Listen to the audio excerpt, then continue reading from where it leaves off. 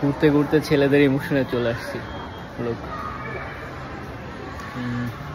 I think দেখা যায় কিনা, এখানে ড্রেস আছে স্পোর্টসের, ট্রাউজার আর স্নিকার্সগুলো সামনে, ওই পাশেও আছে স্নিকার্স, বাট মাঝখানে আবার ড্রেস, এটা হচ্ছে স্নিকার্স। অনেক সিরিজ আছে, এটা হচ্ছে কি ইনফ্লো 11 রানারদের জন্য আর কি এগুলো।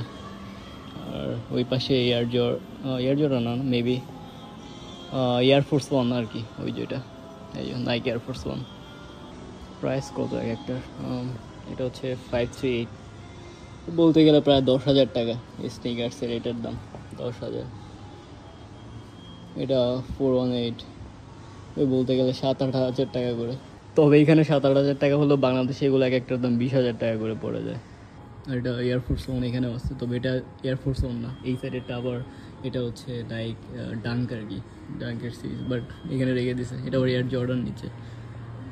হ্যাঁ, এগুলোর দামও মোটামুটি ভালো। এটা 878, মানে প্রায় 14,000 টাকা। সবগুলো সব টাইপের স্নিকার্স এখানে অ্যাভেলেবল। অফিসিয়াল যেগুলো নাই এখানে শো করা হয় নাই, অনেকগুলো আছে যেগুলো শো করা হয় নাই। আর এগুলো ড্রেসিং এক একটা এই সামান্য এই ইয়ের দাম, টি শার্ট, নর্মালি এই টি শার্টের দাম 238 RMB, মানে প্রায় 4,500 টাকার মতো, মানে 4,500 টাকার টি শার্ট। এটা প্যান্টও সব 4,000-এর উপরে, কিছু কিছু প্যান্ট আবার এগুলো 7,000, 6,000, 8,000 করে প্যান্ট।